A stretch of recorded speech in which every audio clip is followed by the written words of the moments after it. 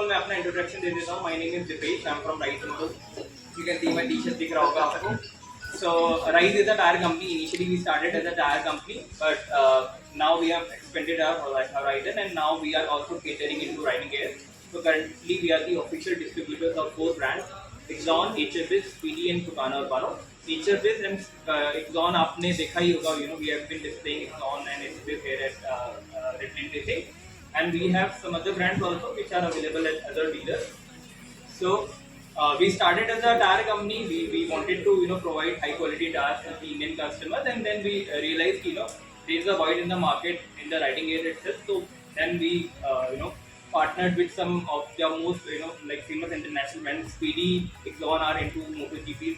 HFS is one of the most famous off-road riding gear brand, and Tucano are more into the lifestyle kind of brand. तो ये चारों brands को हम India में लेके आए हैं. एंड इसके बाद भी हमारे अभी खुद का हमारे प्राइवेट लेबल आ रहा है इंडिया में. We will be bringing our own private label. Helmets we will be launching pretty soon here in the Indian market. So lot of things are gonna come from price and so like this meetup is all about कि आप लोग थोड़ा सा like जो भी question थे आपको regarding riding gear को लेके आकाश से है, सिमरन भाई से है, ट्रैक से रिलेटेड, राइडिंग गेयर से related, whatever the questions you want to ask these people, these are the pro ones. I'm not the pro one, so आप इनसे पूछो, जानो इनकी जर्नी को. And I would like to invite Gurvinder uncle also and Sahaj also. आप लोग red line racing की एक जो जर्नी है उसको आप एक बार सबके सामने आप एक बार बताइए कैसे you guys have started your journey, and also आकाश की जर्नी कि how he started his journey into riding, कैसे स्टार्ट की, being a doctor, कैसे इन्होंने टाइम निकाला, कैसे अपनी डिग्री के साथ साथ he started riding. So like let's start with आकाश. आप एक बार सबको एक बार बता दो अपनी जर्नी. बिल्कुल यार अपना गाइस. भाई जर्नी है स्टार्ट हुई थी कि 2005 में एक जो घर के पास एक बंदा था उसके पास भूसा थी.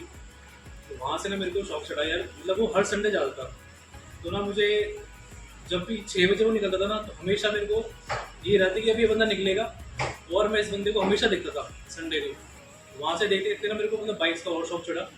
और जब मैंने अपनी फर्स्ट बाइक ली थी पल्सर, जैसे आप सबको पता है भाई पल्सर मतलब इंडियन मार्केट के हिसाब से ना बहुत बढ़िया बाइक थी उस टाइम के लिए. और धीरे धीरे करके और बाइक में घुसते घुसते 2010 में घुसा ली फिर मैंने. उसके बाद से मतलब सिर्फ एक यही शौक है जो आज तक खत्म नहीं हुआ. और जितने मेरे रिलेटिव्स थे, मेरे दोस्त थे, वो सब ना ये बोलते थे कि यार भाई एक टाइम के बाद ना ये सब खत्म हो जाएगा, तू डॉक्टर बनेगा, तेरी शादी हो जाएगी. शादी भी हो गई भाई, शादी भी हो गई, पर यार जो शौक है ना वो खत्म नहीं हो रहा था. इनफैक्ट शादी से एक दिन पहले भी ना मेरे को बाइक धुलवाने जाना था. और जाना था मुझे सिर्फ 2 किलोमीटर. मैं 28 किलोमीटर की राइड खत्म करके बाइक धुलवाने गया था. तो ये सब थी भाई मेरी जर्नी. और धीरे धीरे आप सबके प्यार से यार धीरे धीरे मतलब ग्रो हो रहा है हर चीज़. और एक चीज़ जो मैंने सीखी है ना, ये दिख रहा है आपको? दिख रहा है भाई. ये गियर्स ना पहनने का नहीं कीजिए. सिर्फ नॉर्मली है स्कूटी डाल के कि यहीं से जाना है पास तक. यहाँ पर लग रहे हैं 30 टाके और इधर लग रहे हैं 8, 9, 10. ये भाई गलती है, ये आप मत करना, ठीक है? कोई भी बाइक चला रहे हो, मैं तो कह रहा हूँ चाहे स्कूटी भी चला रहे हो ना, वो इतना डर बैठ गया ना अंदर कि अगर मैं स्कूटी भी चला लूँगा ना भाई, कितने ग्लव्स तो पहनता हूँ पहले मैं. ये 2.5 महीने हो गया से अभी तक फुल मूवमेंट नहीं आया इसमें.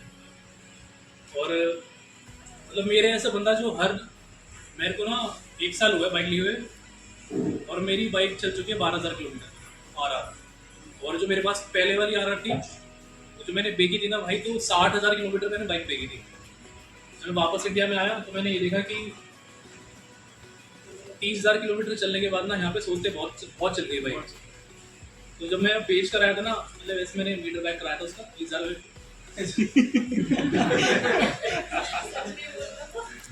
सच में बताना चाहिए ना. बट भाई एक चीज़ वो मैंने देखी ना, मेरे को जो यहाँ पर कमी फील हुई थी ना कि मैं डाइनीजी और एल्पाइन स्टार वगैरह पहनता था. जो मैंने यहाँ पर जो कमी फील हुई थी वो ये थी कि यहाँ पर मेरे को जो गियर्स थे ना उसकी क्वालिटी इतनी बढ़िया नहीं लगी. मैं नाम नहीं लेना चाहता वैसे ऐसे किसी ब्रांड का. मेरे भाई ने पहन रखी थी एक, मतलब बहुत अच्छा ब्रांड है. इसका थोड़ा सा क्रैश हुआ ना तो उसकी पूरी पहनना यहाँ से पड़ देगी. तो मोस्टली वो ना 6-7 लोगों ने यहाँ पहन रखी है, तो मेरे को ट्रस्ट हट गया उस चीज़ से भाई सच में। नहीं डिस्कस मतलब ये नहीं करना। वो अभी जो क्या है राइस मोटो लेकर आया है यहाँ पर, जो अभी भैया ने बताया 4 प्रीमियम ब्रांड्स। अभी जो एक जैकेट है मेरे पास एक्सॉन की, उसकी अगर मैं आपको प्रोटेक्शन दिखाऊंगा ना, मतलब नेक्स्ट लेवल प्रोटेक्शन है उसमें। और जैसा मतलब एक ट्रू ब्रांड को चाहिए ना कि अगर जो क्रैश वगैरह हो सब बचा ले, तो उस हिसाब की जैकेट है वो।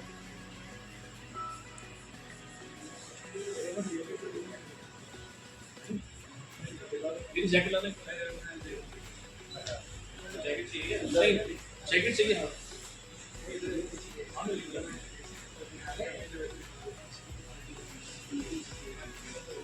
ले लो।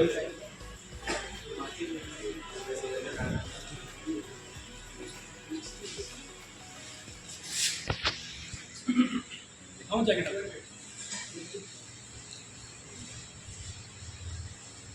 है किसी इंडियन ब्रांड में ऐसा कुछ?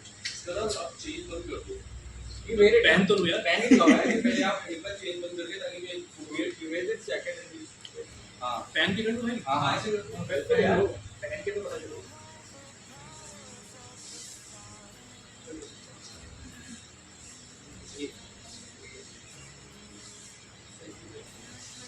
प्रैक्टिस हो रही है।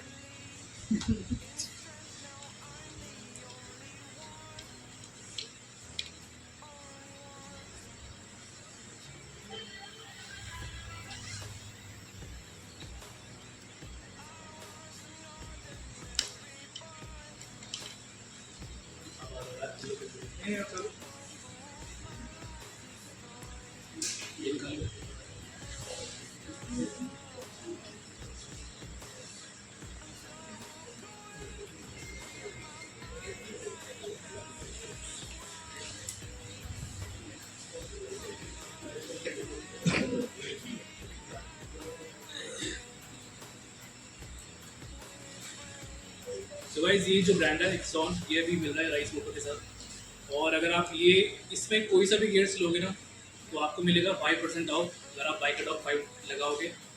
और काफ़ी बढ़िया जैकेट है यार, एक सच में बहुत बढ़िया फील देती है। और जिस हिसाब से अगर एक एग्रेसिव राइडर है ना, मेरे हिसाब से यार उसके पास सबसे ना जो बेस्ट चीज़ होनी चाहिए वो गियर्स होनी चाहिए।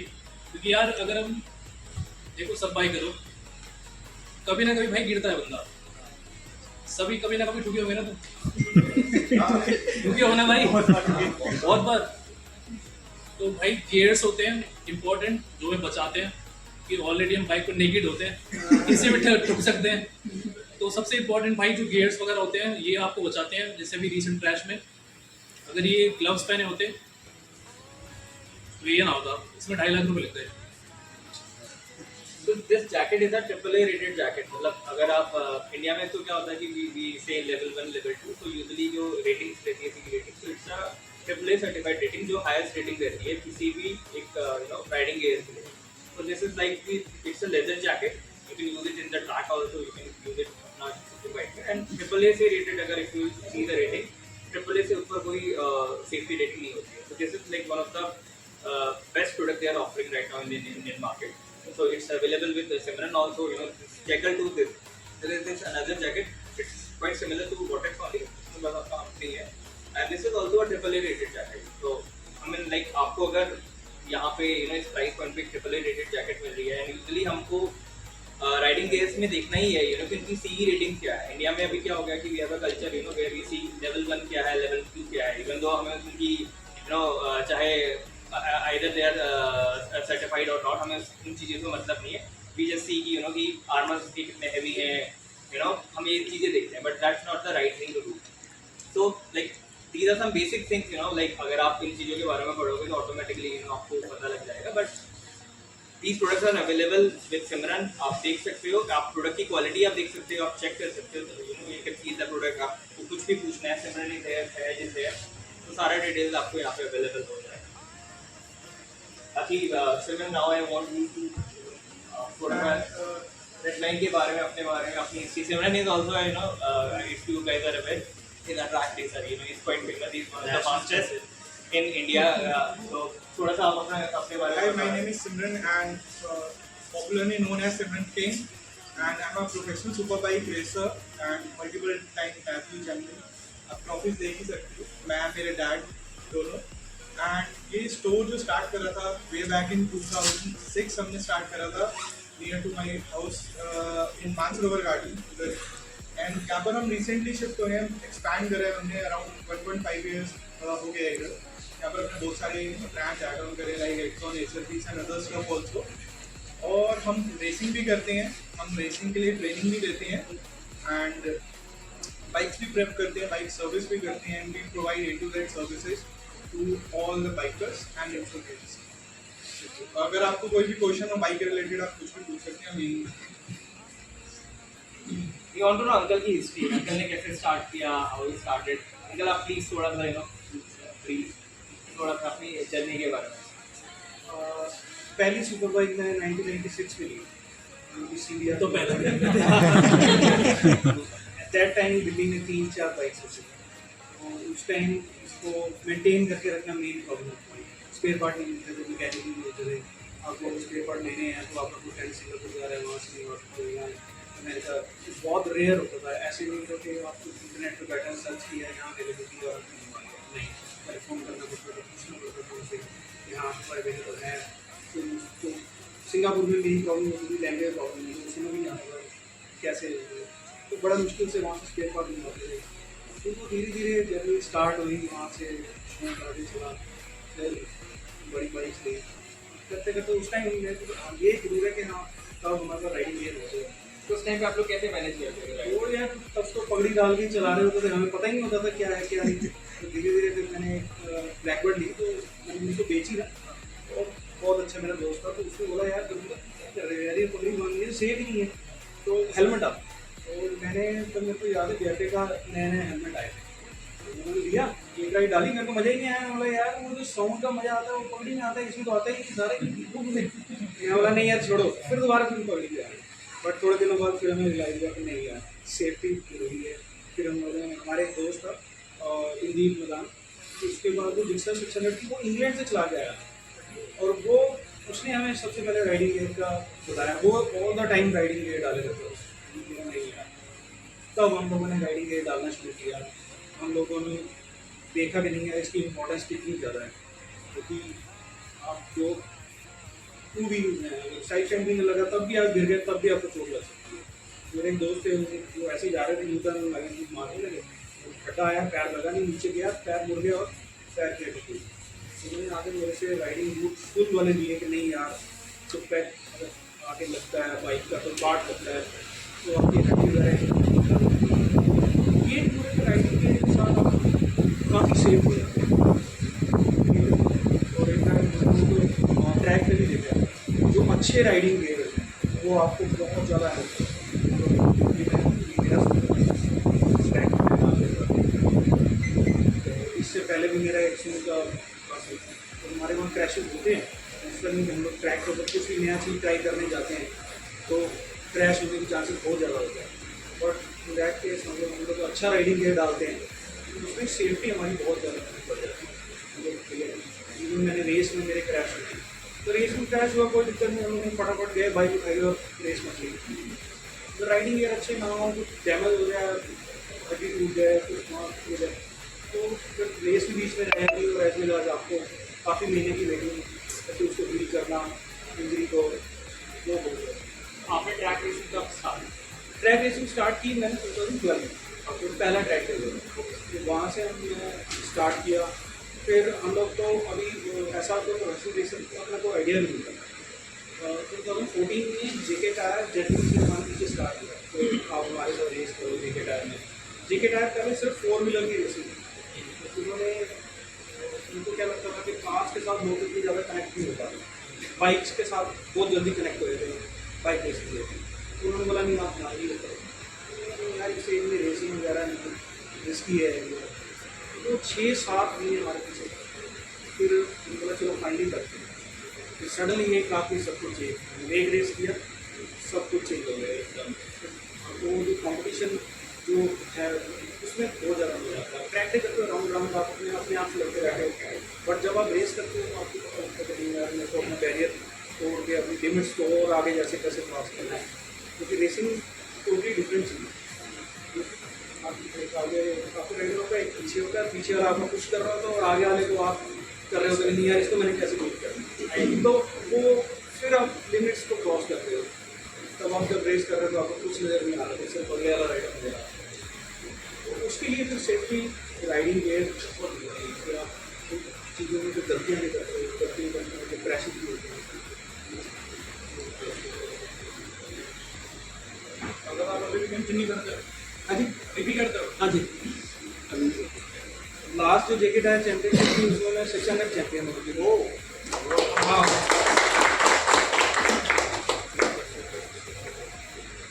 अभी ज़्यादा मोर ओवर टूरिंग है, वो अभी तक नहीं गई है उसी गई। अभी भी मैं ले बाजार निकला, हमने सारा करके आए। Guys, there like see Ravinder कर लेती अच्छी अपनी एक like अपना पूरा ही एक क्रीज दे दिया है and like we are quite उनसे हम काफ़ी चीज़ें सीख सकते हैं considering उन्होंने काफ़ी लेट स्टार्ट किया still वो इतना कुछ अचीव कर रहा है। बाकी यार आप लोग में से भी कोई अपनी जर्नी अगर शेयर करना चाहे कर सकता है लाइक आप लोग ने कैसे स्टार्ट किया। अब ब्रो आप बता सकते हो यार, आप मुझे ट्रैक का राइडर लग रहे हो, आप थोड़ा बहुत बताओ अपने बारे में। Thank you Gurvinder ji, thank you so much. Hi guys, this side.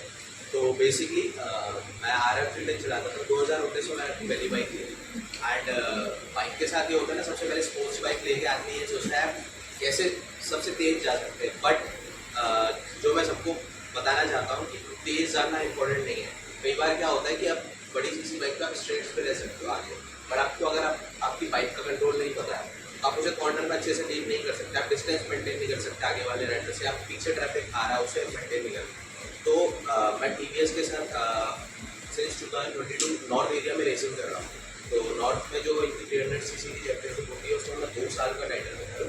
And अभी रिसेंटली आपका ARE GP 1 वीक चैंपियनशिप हुई थी, उसमें मैं P3 लेके आया हूँ, जिसमें मैं प्रैक्टिस बहुत कम करता हूँ। मेरे सामने जितने भी साउथ के लोग थे, एक तो आपका दुबई ऑटो ग्रुप का चैंपियन था जो फर्स्ट आया, मैं उनको पुश कर रहा था। मुझे पता है ट्रैक पे ना ग्राइडिंग गियर्स की क्या इंपॉर्टेंस है कि क्रैश आप कब होता है, क्योंकि आप तेज चला रहे हो, अब आपको किसी को चेस करना है तो आपको लेट ब्रेकिंग करनी पड़ेगी। जितना आप लेट ब्रेकिंग करोगे तभी आप उसको कॉर्नर में ओवरटेक कर सकते हो, वहाँ सबसे ज़्यादा चांसेस होते हैं आपके क्रैश होंगे। और बेसिकली इतना सब में मैंने क्या सीखा आप इसके लिए सर्टिफिकेशंस होती है, लेवल 1 लेवल 2 सर्टिफिकेशन होती है रेसिंग की, आप वो ले दो। उसमें बेसिकली यही सिखाते हैं कि आपको अपनी बाइक कंट्रोल कैसे करनी है, कि आपको ब्रेकिंग कैसे करनी है, बॉडी पोजीशन कैसे होनी चाहिए, आपको अपने फुट्स पे रहना है, बैक्स पे रहना है, आपकी बॉडी फुल मूवमेंट में रहनी चाहिए। तो ये सारी चीज़ें बहुत इंपॉर्टेंट है सीखनी। ये आपको ट्रैक पे ही पास नहीं बनाती है, इवन रोड्स पे बनाती है और सेफ तरीके से बाइक चलाने सिखाती है। ज़रूरी नहीं, बहुत सारे राइडर देखते हैं आप आजकल इंस्टा पे ट्रेंड चल गया, कोई क्वालिटी कंटेंट आकाश भी ऐसे डालता है, उसको इतना लोग नहीं देखते भी हैं तो फिर वो उसका बहुत अच्छी वैल्यू वाले जो अच्छे मटीरियल में जानते हैं बाइकिंग कम्युनिटी के बारे में, जो उसको वैल्यू देते हैं, तो वो बाकी सब कोई स्टंट कर रहा है कोई इस तरह से कि मतलब कि जिसमें दूसरे की जान रोक रहा है, वो गलत है, वो गलत है। बट मतलब सेफली भी होना चाहिए, कुछ चीज़ें सेफली भी होनी चाहिए, हर जगह नहीं सेफली है। तो इसलिए ज़रूरी है कि आप अच्छे राइडर बनो, चीज़ें सीखो। एंड अगर आप TVS के संग आप रेसिंग सीखना चाहते हो, कोई भी रेसिंग स्कूल ज्वाइन करो, आप करो। टीम की बात करें तो enjoying Simran also runs training session वगैरह कराते रहते हैं, तो you can always approach Simran। कोई भी अगर आपको राइडिंग सेशन करने हो या कोई भी आपको लेवल 1 लेवल 2 की ट्रेनिंग करनी हो तो Simran मुझ तक आए। मैं तो खुद उनको बोलता हूँ कि मुझे ले चलो किसी ने। अरे ऑफ रोड से निकलते हैं, मैं ऑफ रोड करता हूँ, I love of road rather than doing track racing and all. So that is something that gives me the kind of adrenaline rush and all. तो मेरा first preference is off-road and then secondary is my touring and my track racing. But I do want to learn track racing as well. तो सिमरन भाई को मैंने पकड़ लगा है कि जब भी कोई ट्रेनिंग सेशन होगा तो I will be joining him as well. तो किसी को भी ट्रेनिंग सेशन लेना हो, कुछ भी हो, यू कैन अप्रोच सिमरन किसी भी चीज़ से regarding. Is a very friendly guy. किसी भी चीज़ से रिलेटेड राइडिंग गेयर से रिलेटेड आपको कुछ डाउट हो हेलमेट्स को लेके, इज द गाय, आप पूछो, he is having pretty good knowledge. Bike से रिलेटेड आपको कुछ भी कराना हो, he is the one who is having that kind of knowledge. तो या So he's the guy for everything मेरे तरफ. और आपकी कोई क्वेश्चन किसी को आप लोग और भी यार कोई अपनी जर्नीज को शेयर करो. आई मीन कोई भी लाइक खड़े हो के यार आप बोल सकते हो अपनी जर्नी की. टीम के बात करें. How to leave. और वो तो देखो पर्सनल सबका एक बैरियर होता है कि आप कैसे उसको ब्रेक कर सकते हो. पर बेसिक चीज़ें हैं कि आपको अगर लीन करना सीखना है तो पहली चीज़ रोड पे आपको लीन नहीं करना चाहिए. क्योंकि रोड पे ट्रैफिक होता है और आपको पता नहीं होता कि आगे गड्ढा है, पत्थर है, या कोई बाइक वाला आ रहा है, कई लोग रोड क्रॉस भी कर रहे होते हैं. तो अगर आपको प्रॉपरली लीन करना है, बाकी सारी चीज़ें करनी है तो उसके लिए ट्रैक बने हुए हैं. आप ट्रैक पे आओ, वहाँ पर लीन सिखाएंगे भी और आपको करना है. स्टार्टिंग कैसे करेंगे? आप स्टार्टिंग नॉर्मल हमारे ट्रेनिंग स्कूल में इनरोल कर सकते हो. जैसे सितंबर, अक्टूबर, नवंबर में हम 3 डेज आउट कर चुके हैं. ISP के रेसिंग के साथ मिलकर हम करते हैं. सो अभी 21st 22nd सितंबर में हम ट्रेनिंग स्कूल कर रहे हैं 2 दिन का. तो आप उसमें इनरोल करके अपनी बाइक लेके आ सकते हो. अगर आपके पास राइडिंग गियर्स नहीं है तो हम आपको एकदम के राइडिंग गियर्स भी रेंट पे दे सकते हैं. ट्रैक डे वगैरह करके प्रोग्राम में लोग कैसे? अभी जाते हैं मेरे से आप एक लिंक ले लेना. आप वो फॉर्म फिल करके पेमेंट करके आप वहाँ ज्वाइन कर सकते हैं. Any bike. Continuing with this same question, लीन में मैंने देखा है लोग पता क्या करते हैं, मतलब बॉडी एंगल अगर इधर है तो बॉडी को इधर रखते हैं. अगर मतलब लीन एंगल इधर है तो body Counter angle lean. Body angle भी होता है, बाइक का एंगल 0 होता है. हाँ वो वही कह रहा हूँ ना. तो बेसिकली क्या है, सबको ना डर रहता है कि अगर खुद नीचे गए तो जल्दी नीचे गिर जाएंगे. तो वो चीज़ है वो आपको बेसिकली प्रैक्टिस से हिसाब से आती है. अगर आप वो चीज़ें काउंटर कर रहे हो, वो आप मोटोक्रॉस स्टाइल चला रहे हो या बाइक को अंदर डाल रहे हो और आप अपनी बॉडी ऊपर रख रहे हो. बेसिकली सेंटर ऑफ ग्रेविटी अंदर डालनी होती है हमें मोड़ने के लिए, चाहे मोटोक्रॉस हो चाहे आप ट्रैक रेसिंग हो. ट्रैक रेसिंग में आप हाई स्पीड पे अगर लीन करते हो, आपने नॉर्मल देखा होगा, आप गाड़ी चला रहे हो तेज, आप राइट मोड़ते हो पर आपकी बॉडी लेफ्ट जाती है. सेंटर ऑफ ग्रेविटी अगर आप बाइक पे ऐसे लीन करते हो, आपको उतना वेट और उतना आपको अपनी बॉडी का वेट अंदर डालना पड़ता है ताकि आपकी बाइक उस हाई स्पीड पे लीन हो. परफेक्ट वे है कि बाइक के साथ ही बाइक के साथ.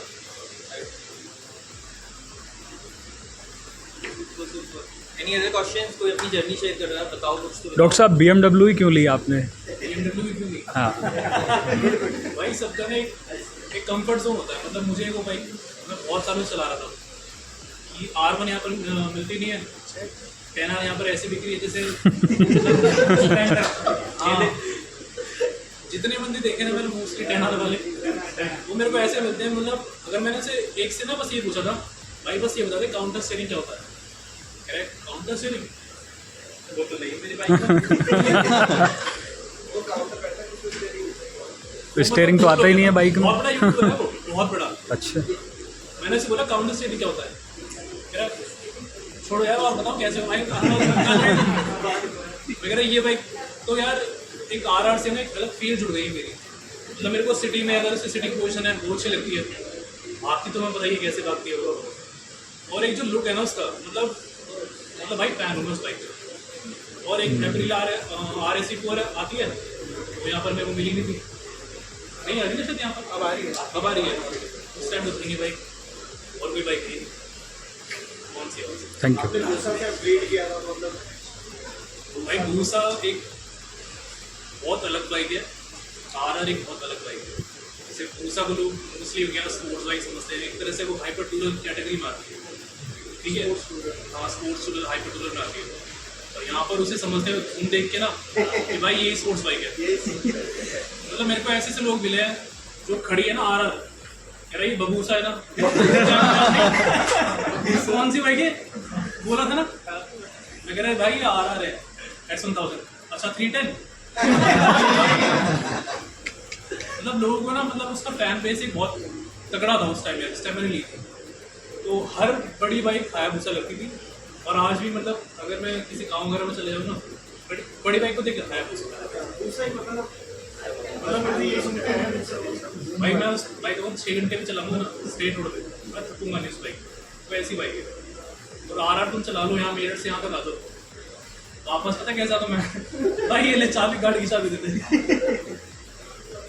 आकाश भैया एक क्वेश्चन है जो मैं मोस्टली मेरे पास भी आता है. लोग पूछते हैं कि हम एकदम से सडन 1000cc बाइक पे स्विच कर सकते हैं या फिर हमारा कोई एक्सपीरियंस नहीं. मेरी फर्स्ट बाइक 1000cc है या फिर क्या रहेगा, तो आपको क्या लिए आप डायरेक्टली आप कर सकते हैं। भाई अगर एक्सपीरियंस से बोलूँ तो आजकल इतने सारे इलेक्ट्रॉनिक्स है ना, जो प्लैटिनम से ज़्यादा ना RR सेल करते हैं। तो धीरे धीरे धीरे करके ना, मतलब जहाँ पर तुम्हें RR बचा लेगी ना, वहाँ पर ये छोटी बाइक्स होती है ना, वो नहीं बचा भाई। बट फिर भी एक तुम्हें ना पावर डिलीवरी का एक फील होना चाहिए। जैसे 390 मुझे बहुत अच्छी लगती है बाइक, 390 हो गई। नेक्स्ट भैया की जर्नी ब्रेकिंग बहुत इम्पोर्टेंट है। अभी भैया की जर्नी भैया की जर्नी पूछे? हाँ नहीं भाई नहीं फेस क्या किया आपने ये यश नई रील बन जाएगी। मैं बताता जो इनका क्वेश्चन था कि सीधा 1000 RR में आना चाहिए, सीसी आना चाहिए। तो मैंने यही किया था, मैं सीधा 1000 सीसी पे आया था। मैंने अपने कॉलेज टाइम में बाइक चलाई थी, उस समय चलाई थी RX 100 आती थी उसमें। उसके बाद सीधा मैंने ऑलमोस्ट 25 साल बाद मैंने बाइक ली और सीधा 1000 सीसी ले ली, 1000 RR। कई लोगों ने सजेस्ट किया था कि यार छोटी लो, पहले अपना वो जो आप बोल रहे हो 300 से आओ, 600 से आओ, पावर समझो। मैंने कहा यार पैसा इन्वेस्ट ही करना है यार, एक ही बार करूँगा, 12 बाइक में चेंज करता रहूँगा। तो मैंने कहा ठीक है, समझेंगे करेंगे। तो जो मेरे से भी मेरे बाइक लेते ऐसे मन बन के मेरा एक्सीडेंट हुआ था, और उसका कारण यही था कि कुत्ता गया था 1 किलोमीटर दूर ट्रक था। तो मेरे बाइक लेके 1000 RR, मुझे मैं डर गया कि अभी वो उसे अचानक से लेफ्ट एरिया पेट्रोल पंप की तरफ। अब मुझे समझ नहीं आया कि ब्रेक मारूंगा तो स्किड ना कर जाए, कि मैं RX 100 चलाई थी 25 साल पहले। तो वो ब्रेकिंग मुझे समझ नहीं आती कि इसकी ब्रेकिंग अब मारूंगा रुक जाएगी या दोनों लगेगी, इसकी ब्रेकिंग आगे की लगती है। मैं पीछे की मारने की सोच रहा था कि पीछे की मारूंगा स्किड कर जाएगी। तो ये जो आपका क्वेश्चन है कि आपको ब्रेकिंग समझना बहुत जरूरी है बाइक के ऊपर, इसकी ब्रेकिंग किस लेवल पे काम करती है। बाइक तो चला लो, कोई भी चला लोगे यार, आपको कितनी दूर पे ब्रेक मारनी है और ये ब्रेक कहाँ पे जाके लगेगी, इसकी वो कॉन्फिडेंस की जरूरत है इसको। देखिए थी भाई लेकिन तू तो स्टार्टिंग से चला रहा है ना, मैं तो सीधा ले ली 1000 RR। बहुत बढ़िया चला रहे हैं। नहीं, ये बहुत बड़ा क्वेश्चन आता है मेरे पास भी आता है कि इंजन ब्रेकिंग क्या होती है। इंजन ब्रेकिंग की मुझे नॉलेज ही नहीं थी। अगर मैं इंजन ब्रेकिंग मारता 1 किलोमीटर दूर था ट्रक यार, इंजन ब्रेकिंग मारता मैं आराम से, मैं डर गया, मैं सीधा डिवाइडर मार के 1 किलोमीटर दूर जाके ब्रेकिंग मार रहा था, गिर जाऊंगा गिर जाऊंगा गिर जाऊंगा। आपके तो 1000 RR राइड पे आपका क्या पति हुई है? मैं बस मैंने वो टाइम पे बाइक चेंज करी, तो अभी करंटली S1000 RR इसलिए चला रहा हूँ बिकॉज बहुत R&D करती हूँ कि वो जो इलेक्ट्रॉनिक्स और जो चीज़ें इस बाइक के साथ कर सकते हैं, और जो लाइटेस्ट प्रोडक्शन बाइक है तो उस हिसाब से ट्रैक पे इसी बाइक के साथ जीत सकते हैं। ट्रैक पे नहीं लेते थे, सीधे 1000 सीसी बाइक पे जाना समथिंग। 1000 देखो डायरेक्टली 1000 सीसी बाइक पे जाना एक बड़ी पागलपंती रहेगी, ठीक है। क्योंकि अगर आप छोटी बाइक को चलाना सीखते हो, आप उसको पहले डोमिनेट करते हो बाइक को, कि आप जहाँ रोको वो रोक दे, जहाँ हम थ्रॉटल दो, क्योंकि आपको एक थ्रॉटल कंट्रोल आता है।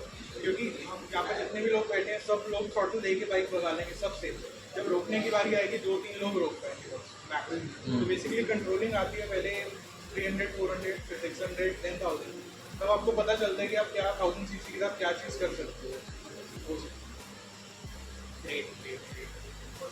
Any other question guys? एक और चीज मेरे पास जो दूसरे क्वेश्चन आने से भैया कि किसी को इंडिया में रेसर बनना है तो उसका क्या लोग कैसे प्रोसेस जाना है उस लेवल पे, वो इम्पोर्टेंट है। पहले नॉर्मली आप किसी भी राइडिंग स्कूल के साथ ज्वाइन करो, जैसे आप TVS के साथ हो, TVS का अलग से विमेंस और मेंस का राइडिंग स्कूल, तो वो भी ट्रेनिंग करवाती है। देन आप नॉर्मल RACR हो गया, ISBK हो गया, या फिर एपेक्स रेसिंग अकेडमी हो गया, आप ट्रेनिंग अपनी पूरा कंप्लीट करो। देन उनके थ्रू ही आप वन वीक चैम्पियनशिप या फिर नेशनल चैम्पियनशिप्स में रेसिंग स्टार्ट कर सकते हो। देन फिर आप अब्रॉड जहाँ पर भी आपकी पॉकेट अलाउ करे या फिर स्पॉन्सर्स अलाउ करे, वहाँ जाके रेस करो। मुझे कॉस्ट क्या आती है ट्रेनिंग की, पड़ी TVS वगैरह की? इट डिपेंड्स ऑफ कि कौन से ट्रैक पे कर रहे हो और किस अकेडमी के साथ कर रहे हो, सब डिफरेंट वेरी करते हैं। मोस्टली जो आप लेवल 1 लेवल 2 सर्टिफिकेशन है वो 22,000 के आसपास रेंज करती है। और वन सेशन कितने टाइम का होता है, क्या रेशियो? 2 और 3 days का होता है फ्राइडे मतलब वो सर्टिफिकेशन के लिए जो बेसिक है, बाकी आपको प्रैक्टिस से ये सारी चीजें वो बाकी आप पे है कि आप कितनी जल्दी ग्रैब करते हो वो सारी चीज़ें। और ये कहाँ पर होता है, सेशन कहाँ होता है, ट्रैक कहाँ पर? ये ACB भी होता है, MMRT जो चेन्नई में ट्रैक वहाँ पर भी होता है, या फिर कोयम्बतूर में करीम स्पोर्ट्स फील्ड में वहाँ पर भी होता है। 3 ट्रैक हैं इंडिया। साउथ में जाके आप रेंट कर सकते हो छोटी बाइक, आगे में 5 हो गया, 18 हो गया। यहाँ पर आप अपनी बाइक चलाओ, अपनी फॉलो करा उस पर ये सिखाएंगे TVS वाले। वहाँ पे आपको वो देते हैं TVS वाले तो अपनी बाइक प्रोवाइड करते अपनी provide हैं, करते वो हैं। आपको देते हैं कितने अमाउंट के अंदर? हाउस या और वो कितने सीसी की बाइक? 2 वो बेसिकली आपको पहले 160 120 ये एक क्वेश्चन है, जब 1000 सीसी बाइक चला रहे हैं वो है फ्री टाइम पे देखो पावर नहीं समझ पाएंगे। आप सीखने के लिए ज़्यादा ज़रूरी है छोटी बाइक। बड़ी बाइक को तो आप संभालते रह जाओगे, आप सीख नहीं पाओगे। तो जितना छोटी बाइक पे सीखोगे आप वो चीज़ें कर पाओगे, समझ पाओगे। और ट्रैक पे कैसे है ना कि सीधी रोड नहीं है, वो कर्वी रोड के ऊपर ना जो जितनी भारी बाइक है और ये ज़्यादा पावरफुल है वो उतनी ज़्यादा रिस्की होती है, क्योंकि आपको टर्न घूमना है। तो मोस्टली क्या होता है जब भी मान लीजिए कोई राइडर ट्रैक पे जाता है ना तो उसको क्या लगता है कि यार यहाँ तो कोई नहीं आ रहा, भगाओ खाली रोड नजर आती है, उसके साथ में भाग रहे होते हैं, वो भगाना तो सडन कट्स आ जाते हैं। बट जहाँ ब्रेक मारनी है 1 मीटर भी आगे नीचे हुआ ब्रेक। छोटी बाइक पे कैसे होता है कि आप थ्रॉटल कंट्रोल करके हल्की सी ब्रेक मारोगे ना तब भी बाइक रुक जाएगी और इजीली आप टर्न करके चले जाओगे। तो बेसिकली हमें वहाँ पे टेक्निक सीखनी होती है कि इसको टर्न कैसे करना है या ब्रेक कैसे, बॉडी पोजीशन बॉडी पोजीशन बहुत कैसे इंपॉर्टेंट करना हुआ है। है। अब जैसे क्या होता है ब्रेकिंग हम पूरी जो हमारी जिंदगी होती है उसमें कैसे होता है हम ब्रेक में बहुत आराम से सोच के लगाते हैं कि यार पीछे से कोई आगे ना आपके पास तो ब्रेक्स 1000 आ रहा है तो बहुत पीछे से बट आप उतना यूज नहीं करते क्योंकि आप डर रहता है कहीं यार पीछे से कुछ ना मारे। बट वो चीजें ना आपको वो ट्रैक पे जाके आपका वो डर होता है। वो क्या करते हैं एक जगह फोन लगा देंगे, ब्रेकिंग ड्रिल कराएंगे, फिर आपको दिखाएंगे कि हाँ इस फोन से आपने एकदम हार्ड ब्रेक करनी चालू कर दी। इतने पे जाके रुकना है, इसके अंदर रुकना है। तो एक प्रोफेशनल राइडर आपको पहले मार के दिखाएगा, वो देखेगा कि ये देखो ये यहाँ तक बाइक रुक सकती है, आप उससे अभी 3 गुना करोगे। बट धीरे धीरे वो आपको ये प्रैक्टिस कराते हैं कि नहीं उसको आपने रिड्यूस कैसे करना है ब्रेकिंग। ये आप पैसे लेंगे हाँ इसी में भी कराते हैं। अच्छा आपने भी मेरा लास्ट करके लगाया। हाँ जी हाँ जी ISP के साथ मिलकर कराते हैं। नेक्स्ट कब कर रहे हैं? नेक्स्ट हम September 21st 22nd season start from September से सेप्टेम्बर रहता है। सितंबर टिल अप्रैल। मैंने सुना है कि मतलब सुपर बाइक को ना रियर ब्रेकिंग उतनी ज़्यादा अच्छी नहीं होती, मतलब क्या होना चाहिए? हाँ क्योंकि क्या होता है अगर आप उसके लिए मैं आपको बात कर रहा हूँ। ये देखो आप फ्रंट में देखोगे डबल डिस्क 320 mm की 2, अगर आप रियर में देखोगे 295 की एक सिंगल छोटी। इसका रीज़न क्या होता है, अगर आप सेंटर पार्ट देखोगे तो यहाँ पर इंजन 2 शॉक और बेस इतना वेट आगे नहीं होता है। अगर आप पीछे की तरफ देखेंगे तो उसका वेट कुछ भी नहीं, आगे की तरफ पेट्रोल टैंक ये वो सारा कुछ है। तो क्या होता है जब आप ब्रेक करते हो जो एरिया ज़्यादा हैवी होता है वो वहाँ पर स्ट्रेस ज़्यादा करेगा। अगर आप रियर ज़्यादा ब्रेक अप्लाई करोगे तो रियर ही शेप होगा। नहीं मैं समझ गया कि वो ब्रेक पैड्स और ब्रेक्स कम लगते हैं। हाँ कम लगते हैं because of this, क्योंकि सिंगल डिस्क का ने बनाया हुआ है कि बनाया है, कम कंपनी ने बनाया है। बट अगर वो लॉक हुआ तो रियर व्हील स्टेप आउट करके स्लाइड कर देते हैं। ये होता है ट्रैक पे जो बाइक्स होती है उनमें ABS नहीं होता है। तो बेसिकली ये मेरे साथ हुआ था जब मैं RR जो ट्रैक स्पेसिफिक है उसको जब पुश कर रहा था तो एक टाइम पे क्या हुआ, नॉर्मली हम क्या करते हैं मोस्टली ज़्यादातर लोग पीछे का ब्रेक यूज़ करते हैं। मैं 50-50 यूज़ कोशिश कर रहा था क्योंकि प्रैक्टिस सेशन कर रहा ट्राई कर रहा था उसके लिए। एक टाइम पे जाके ना जैसे ही मैंने पीछे वाला ब्रेक टैप किया क्योंकि मुझे आदत ABS की थी, टायर की पूरी बाइक में न्यू घूमने लगी मेरी सामने की बाइक। मेरे एकदम से कॉर्नर था आगे, मेरा दिमाग एकदम मैंने कहा कैसे करूँगा सामने जाके लगता। बट इंस्टेंट मैंने उस समय ब्रेक भी छोड़ा, अपना इंजन ब्रेकिंग पे आया और फिर लेके चालू करा। फ्रंट में होता है ABS नहीं होगा ट्रैक बाइक में किसी में भी ABS नहीं होता। आपको वही सीखना है कि आपको ब्रेक की फील लेनी है। ट्रैक पे जब आप कॉर्नर पे एंटर कर रहे होते हो आपको ट्रेन ब्रेकिंग होती है एकदम से, मतलब आप ट्रेन ब्रेकिंग करते हो जब तक एपेक्स को रीच नहीं करते हो, फिर उसका थ्रॉटल ओपन करते हो, एंटर होता है थ्रॉटल पे, आप सडन थ्रॉटल ओपन करोगे आपको बाइक ब्रेक देगी। बहुत सारे क्रैश हुए थे ARE सेशन में लोगों के, वो यही था कि वो कॉर्नर से निकलने की बहुत जल्दी थी, मतलब एकदम सडन थ्रॉटल बोला बाइक ने फेंक दिया। तो ये होता है, तो ये चीज़ बहुत ज़्यादा ज़रूरी है। ये नॉर्मल बाइक में भी हो सकता है, इसमें आपको ABS वगैरह कुछ काम नहीं करेगा। अगर एक्टिव चलना है तो आपके ट्रैक्शन कंट्रोल ऑन नहीं है, तो ये भी ज़रूरी है कि थ्रॉटल कंट्रोल आपका बहुत जेंटल होनी चाहिए। आप कॉर्नर से निकलते हो, कॉर्नर से निकलते हैं। कॉर्नर जब एग्जिट करते हो आप बाइक को सीधा करना है तब आपको थ्रॉटल बहुत लाइटली सडन पुश नहीं करते। हाँ सही आंसर करो। नी डाउन का रीज़न क्या होता है, क्यों करते हैं नी डाउन, मतलब इसका पर्पस क्या होता है? तो उनको तो पता होगा, बाकियों से भी मुझे लगता है पूरा नहीं पता होगा। क्वेश्चन क्या? बेसिकली नी डाउन का रीज़न ये होता है जब हम एकदम कॉर्नर का फास्टेस्ट में अगर मेंटेनर आउट होना हो, पहले तो हम लाइन सेलेक्ट करते हैं कि हमारी रेसिंग लाइन क्या होती है। कई कॉर्नर ऐसे होते हैं कि जहाँ हमें रीड आउट की जरूरत नहीं पड़ती है, बट कई कॉर्नर्स होते हैं जिसमें रीड आउट होता है। रीड आउट का रीज़न यही है कि हम उस कॉर्नर को कितना पास दें, और रीड आउट में बहुत सारे लोग क्या करते हैं कि बॉडी उनकी पोजीशन नहीं होती है, हम बॉडी ज़्यादा मतलब रेसिंग में बॉडी ज़्यादा मेन पर्पस क्या होता है? जस्ट बाइक का कंट्रोल, मतलब इससे आपको बाइक को सपोर्ट भी दे। व्यूज अच्छे आते हैं। जो बाइक है ना, वेट्स एंड मोमेंटम के साथ चलती है ना, तो जितना ज़्यादा मोमेंटम फोर्सली आगे जाएगा होगा, हमने उसको टर्न करना है। तो कैसे करेंगे? वेट के मेरे को क्या पता, मैं इससे एग्जैक्टली पूछ रहा था, नी डाउन का पर्पस होता है किस लिए, जब क्यों करते हैं? देखो मैं आपको इससे ज़्यादा नहीं पड़ती है।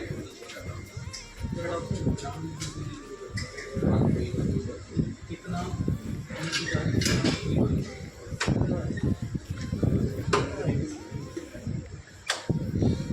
अब मान लो मेरे को अगर वहाँ जाके बाइक को लीन करना है, कॉर्नर आ रहा है और मैं फास्ट स्पीड पे आ रहा हूँ, तो ये क्या होता है, हम लोग ये देखो, हम लोग उसको प्रेशर डालते हैं फुट पैक पे, हम लोग हैंडल बार्स को बहुत ज़्यादा लाइट पकड़ते हैं, बहुत ज़्यादा हार्ड नहीं पकड़ते, बिकॉज ऑफ अगर हम लोगों ने 8-10 लैप की रेस करनी है और हम हैंडल बार टाइट पकड़े रखा तो फेड होने से लगेगा। दूसरा, अगर हम लोग टाइट पकड़ेंगे तो हमारे माइंड को सिग्नल जाएगा कि नहीं यार कुछ ना कुछ गड़बड़ है, हम लोग टाइट पकड़े नहीं यार, तो हम लोग लीन नहीं कर पाते। जितना हम लोग फ्रीली मूव करेंगे उतना, जितना हैंडल बार लूज छोड़ेंगे उतना ईजिली हम लोग मूव कर सकेंगे। हैंडल बार को हमारा इनपुट बहुत कम होता है, हम लोग इसको हल्का सा काउंटर स्टेयर करते हैं, फुट पैक को प्रेशर भी नीचे देते हैं, हैंडल बार को हल्का पुश करते हैं बाइक में। तो क्या होता है, जब आप हम लोग बॉडी वेट साइड में डालते हो क्योंकि मोमेंटम जा रहा है, तो मोमेंटम को आपको नीचे लीन करना है। यहाँ तो आप हैंडल बार को पकड़ के जोर लगाओगे, जब हैंडल बार में जोर लगाओगे तो दिक्कत आनी शुरू होती है कि उसको इनपुट इतना नहीं देना। हम लोग जब वेट डालते हैं तो वेट से बाइक अपने आप नीचे वापस कैसे आना है? वापस स्लाइड करेंगे। यहाँ तो आगे वापस भी तो आना है। ये इम्पोर्टेंट है ना, ये चीज़ें ट्रैक पे आपको ना, यही चीज़ें सीखना।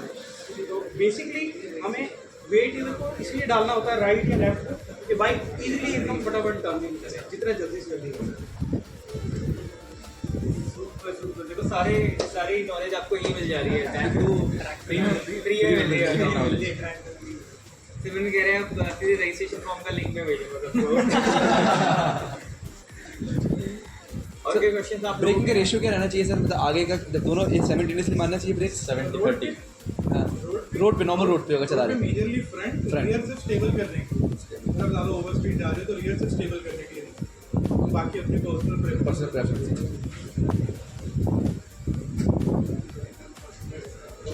और किसी को कोई क्वेश्चन का कुछ पूछना हो, बताना हो? और सर ये बारिश में बाइक चलाने में मतलब ज़्यादा ये इसमें प्रॉब्लम आती है, इसकी फिल्टर, एयर फिल्टर हाँ, एयर फिल्टर वगैरह की कोई प्रॉब्लम नहीं है, मतलब सिर्फ ग्रिप की प्रॉब्लम होती है, क्योंकि क्या होता है कि टायर और जो रोड सरफेस है उसके बीच में पानी की ग्लेयर आ जाती है। ओके, जो वो फिल्म होती है एक्चुअली में, जो ये हमारे जो टायर्स आप देखोगे, हाँ जी हाँ जी, ये स्लिक्स टायर, इसमें कुछ पैटर्न नहीं है, okay, yes yes yes, means ये बिल्कुल ड्राई के लिए राइट, बने। ओके, और जो हमारे जो दूसरे पैटर्न होते हैं, जो हमारे रेसिंग टायर्स होते हैं, उसमें बहुत ज़्यादा पैटर्न होते हैं। वो पैटर्न इसीलिए होता है कि आपके जो नीचे सरफेस में पानी आ जाता है वो उसको बाहर निकाल के फेंकता है, पानी काटने के लिए। तो जब आपके जो रोड टायर भी, उसमें भी ग्रिप इसीलिए बनी होती है कि वो आप देखोगे अंदर से बाहर की तरफ जा रही है, वो सिर्फ इसीलिए कि आपका पानी वो उठा के बाहर फेंक दे, और जो नीचे आपके सरफेस के बीच में एक लेयर आ जाए उसको रोकने। जब वो लेयर आ जाती है तो टायर ग्रिप करता ही है। बाकी गाड़ी को लेके, इसमें सर्विस को लेके कोई बारिश चलाने में कोई प्रॉब्लम नहीं है? कोई प्रॉब्लम नहीं, कोई प्रॉब्लम। और सर जिसके अंदर मोड्स हैं, रेन मोड, डायनेमिक मोड, ये वाकई में कुछ काम करते हैं? मतलब अगर बारिश में चलाना तो रेन चला दो, क्या फ़र्क आता है इनसे? मतलब बट नहीं, एक्सपीरियंस हमको हुआ नहीं, इसलिए मैं पूछ रहा हूँ। ये सबसे ज़्यादा ये बेस्ट बता, अगर ऐसे बारिश हो रही है अभी, तुमको रेन मोड चलाना चाहिए? अगर बारिश हो रही हो और बारिश हो, नीचे गीला हो, ओके, तो रेन मोड पे चलाना चाहिए। आपकी PHP 200 से एकदम नीचे आ जाएगी, अराउंड 140-130 के आसपास PHP आपकी पूरी नीचे आ जाती है। प्लस आपके सारे इलेक्ट्रॉनिक्स बहुत ज़्यादा एफिशिएंटली काम करता है। एफिशिएंटली काम करते हैं। आप रेन मोड में एकदम से थ्रॉटल देना पानी में, ओके, देखना आपका वो जो वाइट वाली लाइट है वो फ्लैश करने लग जाएगी, या फिर ट्रैक्शन वाली लाइट फ्लैश करने लग जाएगी, वो आपको सेव करने की, आपको लिमिट करेगी, वो आपको लिमिट करेगी, थ्रॉटल कंट्रोल को सॉफ्ट कर देती है। अभी एकदम जर्की नहीं वो आपके दोनों व्हील्स के रोटेशन ऑफ नहीं होंगे। मतलब है जहाँ आपकी रोटेशन ऑफ होगी ना वो ऑटोमेटिकली आपके पावर कट पावर कट कर देगा। बट BM एक ऐसी बाइक है जो आपको पावर कट फील नहीं होगा। Smooth electronics. ये ऑलमोस्ट 2.5 साल हो गए, ये 2 साल हो गए ऑलमोस्ट। मुझे आज तक इसके मीटर के अंदर में घुस के देखा ही नहीं कि होता क्या क्या है। खाली रोड पे चलता है, रोड मोड ही चल रही है, आज तक रोड मोड ही चल रही है। या मोड चेंज करके चला के देखो आपको मैंने रेन वाला करा हुआ, तो बट वही मैं कह रहा हूँ, मुझे इतना शायद हमको समझ नहीं आता कि क्या फर्क पड़ा है। जब उन्होंने शूज में मैंने 2012 हाँ। में लिया था तो BMW वाले काफ़ी एफर्ट करते थे। तो उनका एक जर्मनी से राइडर आया, उसने हमें बताया कि ये बाइक क्या क्या कर सकती है। हाँ वही दैट्स व्हाट। तो उन्होंने ना पहले तो हमें ब्रेकिंग ड्रिल वगैरह सिखाई, इलेक्ट्रॉनिक्स समझाए, फिर उन्होंने ना उस बंदे ने ट्रैक के ऊपर टैंकर मंगवा के ना पानी डलवाया। बोला यार ये क्यों डाला है? बाद में उसने बोला नहीं अब इसको ब्रेक मार के देखो। तो क्योंकि वो सिंपली होता है कि नहीं यार पानी पानी तो बड़ा फट जाएगी, आराम हाँ। से- उसने फिर हमें करके दिखाया। बोला नहीं ये इतनी ज़्यादा Capable है। आपको कहीं कुछ नहीं है। तो थोड़ा ये भी होता है कि जब आप थोड़ा सा ट्रेनिंग लेते हो या आपको कंपनी का कुछ बंदे आगे बताते हैं तो आपको चीज़ों को पता लगता है कि यार इसमें ये भी है। तो जो आपका सेशन होंगे सितंबर में, वो ये इसके मोड्स के ऊपर भी आप बताते हैं सब कुछ? वो बस आपको एक राइडिंग सिखाएंगे कि आपको कैसे राइडिंग स्किल आप इम्प्रूव कर सकते हो। ये तो आपको कभी भी सीखना, कभी भी फ्री हो कभी गया आ जाओ। कभी भी आप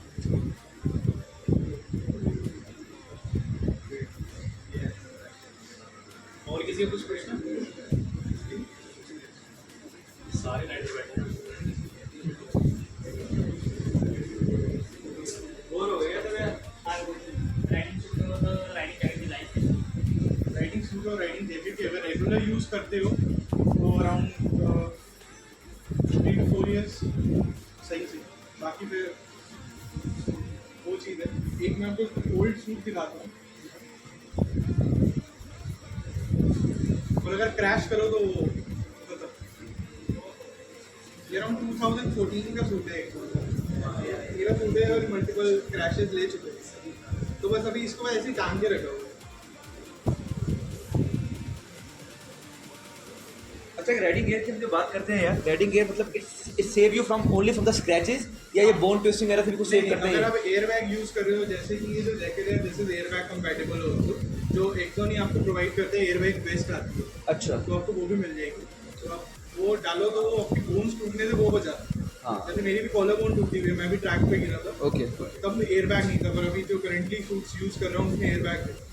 एयर बैग्स आपको बचाते हैं बोन्स टूटने से, बाकी ये सब स्क्रैचेस हाँ, that's what I mean. को वैसे बचाएगा। तो एयर बैग से भी तो upper body, but about the lower body lower body के लिए कुछ नहीं। कुछ नहीं है, लोअर बॉडी के लिए जो आप आपके- आने लगे हैं बट अभी स्टिल अभी तो अपर बॉडी के लिए अपर बॉडी के लिए जो आपके जो गार्ड होते हैं आपको जॉइंट्स को बचाते हैं कि जॉइंट आपके प्लेस से हिले ना, डैमेज ना हो। मूवमेंट रिस्ट्रिक्ट कर देते हैं बिल्कुल बैक पे जा पाएगी इस वजह से। तो स्टिफ रहते हैं। तो ये कॉस्ट, ये तो ये GPS सेंसर होते हैं, इसमें अराउंड 26 to 32 सेंसर होते हैं। वो टेलीमेट्री उनमें कोडेड होता है कि अगर एक राइडर लो साइड गिर रहा है तो वो नहीं खुलते, अगर वो हाई साइड जा रहा है तो वो 0.1 सेकेंड में खुल जाता है। आपके ब्लिंक करने से फास्ट वो खुल जाता है। तो वो आप खुल जाएंगे तो आपके ऊपर बॉडी में ये बोन्स गेट रॉड।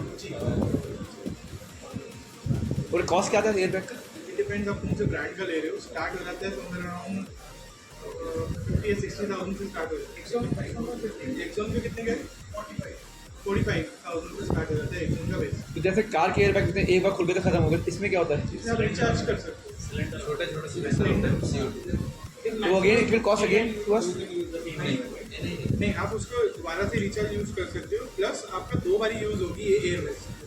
तो 2 सिलेंडर होते हैं, अभी एक वेस्ट 2 बारी यूज होगी, 2 बारी यूज होने के बाद उसको यहीं पर हम इंडिया में ही उसको रिचार्ज कर सकते हैं। ऐसे हमें क्रैश होने के बाद भी मल्टीपल टाइम आप उसी को रीयूज कर सकते हो। अगर आपके एयर बैग फटे ना हो तो बड़ा थर्ड नहीं 3 बार से ज़्यादा we can not use it. एक बार क्रैश अगर हो जाता है वेस्ट को मल्टीपल टाइम्स यूज करते हैं।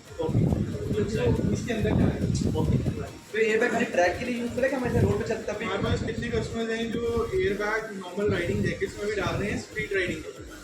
पर एक वेस्ट है, वेस्ट को डाल दो वो एक्टिवेट हो जाता है, तो नॉर्मल आप बाइक इसके अंदर आपकी जैकेट के अंदर आएगी वेस्ट? जैकेट के अंदर वेस्ट की तरह आपको कूलिंग वेस्ट पता है जैसे कूलिंग वेस्ट होती है नॉर्मल, वैसी जैकेट है, आपने वो डाल लिया उसके ऊपर जैकेट डाल दो।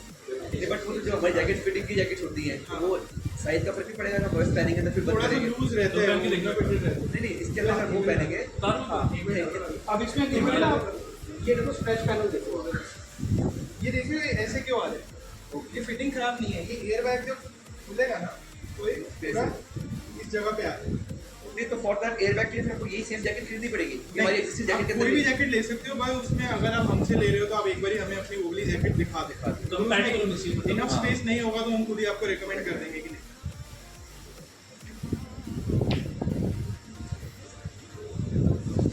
Any other question, guys? Air bag deploy होने के बाद जैकेट रीयूज कर सकते हैं। जैकेट अगर अच्छी हो तो रीयूज कर सकते हैं। हाँ मतलब सही तो कोई नहीं फेंक रहा है क्योंकि जो वेस्ट है वो तो अंदर रहती है ना, वो तो डैमेज नहीं होती, बाहर की जैकेट ही डैमेज होती है।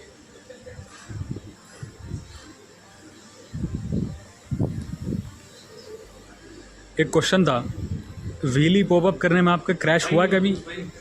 हुआ कभी? मैं पूछ रहा हूँ, व्हीली करते टाइम आपका क्रैश हुआ कभी? गीली करते नहीं नहीं हुआ। ये कैमरा में नहीं बता रहे हो या क्या कैमरा में नहीं बता रहे हो या नहीं ऐसा क्या मेरे पास तो क्रैश कैमरा फिर भी ऑन था। सिमरन भाई एक क्वेश्चन है मेरा, जैसे जो मैं टीवीएस की जो इनकी रेसिंग बनने करता हूँ उसमें वो नॉर्मल 3 यूरो के ऊपर टायर यूज़ करते हैं एंड उस पर लिमिटेड रेंज होती है ना, उसमें ये नहीं टच होते हैं, बट स्लीक्स पे होते हैं, स्लीक पे एल्बो टच होते हैं, शोल्डर पे टच होते हैं सेम बाइक्स में। तो ये इंपॉर्टेंस मतलब डिफरेंस क्यों है वो टायर? प्रोफाइल में डिफरेंस होते हैं, वो प्रोफाइल में डिफरेंस होता है। मैं आपको दिखाता हूँ मोटो 3 के टायर में।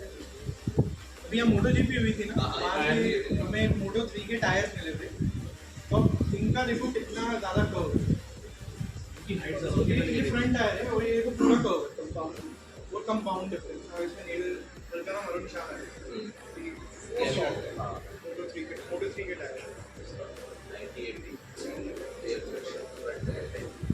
तो टायर का कंपाउंड और टायर का कर्वेचर वो डिपेंड कर रहा है।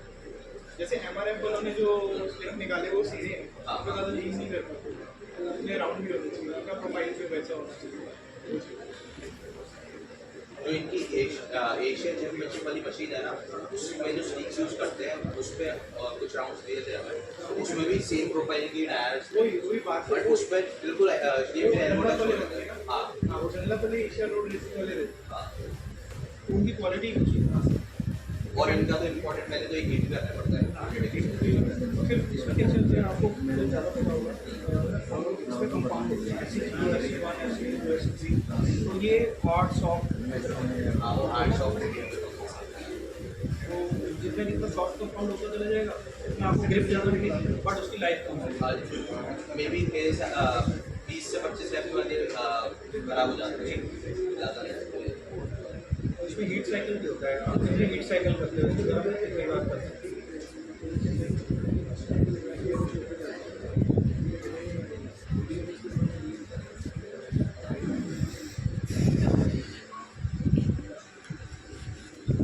और कुछ पूछना भाई?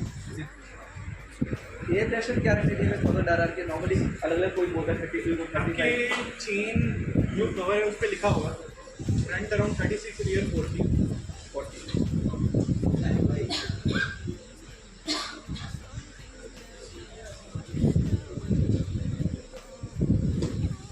आपके हिसाब से बेस्ट टायर कौन सा है इंडिया में मिलने वाला, और जो हम नॉर्मली मतलब 7-8 हज़ार किलोमीटर तक चला पाएँ जो, वो देखो और हम मतलब लीन वगैरह भी करें, आपका यूज़ क्या है बाइक? अग्रेसिव चलाएं, आपका यूज़ क्या है? अग्रेसिव चलाएं, लीन वगैरह करें डिपेंड जैसे। करते हैं आप कौन सी बाइक चला रहे हो और हाँ जी, किस मतलब हिसाब से rider 300-400 सीसी के अंदर। अपना परेली अच्छा है, मिचलिन अच्छा है, पर डिपेंड करता है कि राइडर कैसे है। वहाँ तो कई राइडर हैं सेम टायर उन्होंने 10,000 भी चलाया हुआ है और दूसरे राइडर ने सेम टायर 4,000 भी चलाया है, तो वो आपके पर्सनल उस पर होता है कि आप चला कैसे रहे वो चीज़। दूसरा टायर का सबसे ज़्यादा बेस्ट पार्ट तो लेने से पहले एक चीज़ देखनी चाहिए उसकी manufacturing date. Manufacturing date tyre fresh जितना होगा वो उतना ज़्यादा ग्रिपी होगा, अगर वो जितना ज़्यादा शेल्फ टाइम उसकी पड़ी रहेगा तो वो उतना ज़्यादा ग्रिप कम होती जाती है। तो जब भी टायर लो ये देख के लो कि उसकी मैन्युफैक्चरिंग डेट तो वो उतना ही ज़्यादा सही है। ये ऐसे 4 नंबर लिखे होते हैं उस पे। हाँ तो पहले जो 2 डिजिट जो होते हैं वो वीक होते हैं, हाँ कि वो ईयर का कौन सा भी लास्ट पे जो लिखा होगा वो ईयर होता है। ईयर होता है। And if you're riding these are also CC का bike. I mean, this is not a recommendation, मतलब वैसे because I work for Rise. You can also check Rise के मेरे news में वही है अभी। I mean, अगर मैं इस प्राइस मतलब तो सेगमेंट में देखूँ तो अभी the kind of tyres Rise is offering, I don't think market में इस टाइप के टायर्स कोई और ऑफर कर रहा है। चाहे ऑफ रोड हो चाहे ऑन रोड। उनकी परफॉर्मेंस वाइज मैं बोल रहा हूँ, लाइक मैं वो नहीं बोलूँगा कि उनकी लाइफ बहुत अच्छी है दैट आई डोंट नो। अच्छा, बट उनकी परफॉर्मेंस इज रियली गुड। तो मैं क्या कॉस्ट आती है? इट डिपेंड्स आप कौन सा सेट लेते हो, लाइक यू नो लाइक आप प्राइस की वेबसाइट पे चेक कर सकते हो, प्राइसिंग आपको ऑनलाइन दिख जाएगी। बट जनरली लाइक वो रेंज करता है 3 से 4 हज़ार का, लाइक जो है आपका एक टायर, एक पेयर आपका 7 से 8 हज़ार में आता है। 1000 सीसी में तो like you know, so this is what 300 cc bike. तो we might be launching super bikes के टायर एज वेल। तो राइज जो है is the official you know like we manufacture tyre for Mitas. Mitas जैसे international company अगर आपको पता होगा, तो जो भी उनके यूरोपियन मार्केट में टायर्स जो भी आपके इंडिया से एक्सपोर्ट होते हैं वो सारी ही मैन्युफैक्चरिंग हमारी फैसिलिटी में ही होती है इन बारूद में। तो वी आर दी ऑफिशियल मतलब मिटास मिशेलिन के लेवल की टायर्स है अगर आप देखोगे तो वो same kind of tyres you might be getting in the future India में राइज के नाम से। तो it might take some time but मिलेंगे आपको। Any other question guys? और पूछना है आप लोगों को?